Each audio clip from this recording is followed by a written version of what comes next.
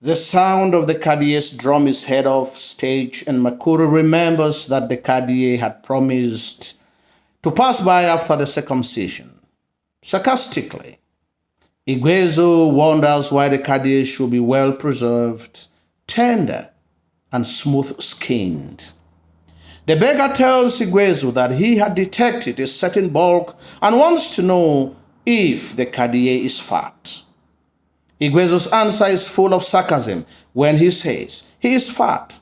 He rolls himself like a fat and greasy porpoise. The couple is shocked about the manner in which Igwezu speaks about the Kadie, and they attribute it to the influence of city life. The beggar wants to know if it is the serpent or the priest who determines what happens with the land. If the priest lives in affluence, if the serpent is well nourished, he also wants to find out how the serpent survives in times of scarcity. And Makuri considers such utterances as sacrilegious. Igwezu had seen the Kadie enter his father's house, and he had decided to turn back to the swamp to lament over the loss of his livelihood. Igwezu cannot understand his hostility towards the Kadie, and he wants him to explain to him why things had not turned out the way they did, or the way they were supposed to. Why would his brother turn against him and his crops are ruined? He announces to his parents that Awochike is alive, and he had lived under his room for a while. He also tells them that Awochike is in good health and very wealthy. He is a timber merchant and very influential in the city. He also tells them that Awuchike had turned his back against his family and considers him dead to the family. The city has been very cruel to him, but he had sown crops on a piece of land that had given him hope. He had never believed that the farm would disappoint him, reason why he had decided to return to the village after the disappointment in the city. The Kadie returns and narrates about the wailing of the circumcised child, leading to the mother to come out and touch the child.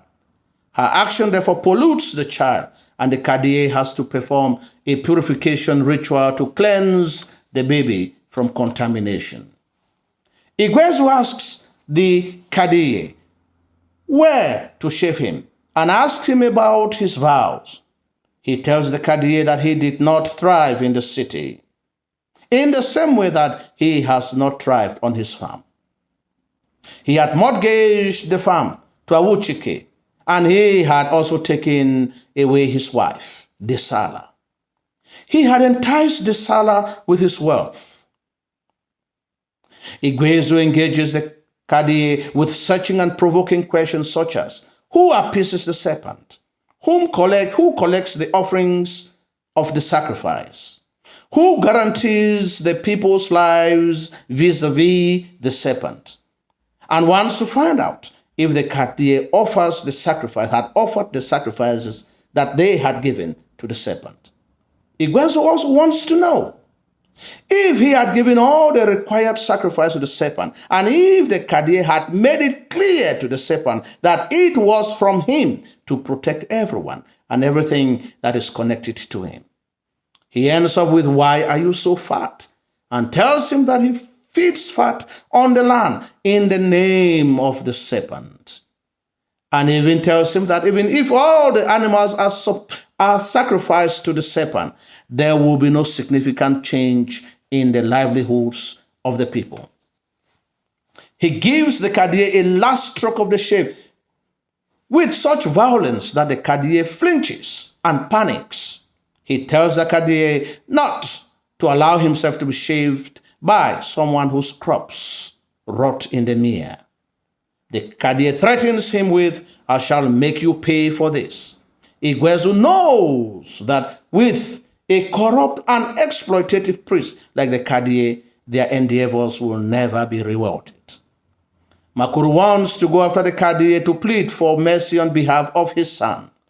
The beggar tells Igwezu to return to the city, and he wants to accompany him there, but Igwezu refuses. Igwezu tells the beggar to stay and take care of the farm. Igwezu wants to leave immediately before the worshippers of the serpent come after him. The beggar wants to accompany him as far as the riverbed. Igwezu concludes that the village is meant only for children, the old, the innocent, and those whose mental faculties have declined. The beggar stays behind, promising to give account. The last part of the play is very interesting because this is where all of the conflict unfolds. Take note of the contrast between the Kadiye and the other villagers. The Kadiye is well preserved, while the others look worn out. The beggar is an agent of change. As he awakens Igwezu's senses to see beyond the pretense of the Kadiye, questions begin to build up in his mind, such as the Kadiye's bulk, the smoothness of his body, the sacrifices, and if they were actually offered to the serpent. The reaction of Makuri to Igwezu's searching question simply justifies how deeply rooted he is to the ancient way of life. Igwezu explodes because of his exposure to city life, and this generates frustration to the whole village. He believes that nothing will change in their lives if they still rely on their life still is in the hands of unscrupulous people like the Kadiye. Also take note of the declining kinship relationship because of wealth and social status. Awuchike does not only ruin his younger brother, his twin brother, but also uses the opportunity of the money that he has to entice the seller and take her away from his brother.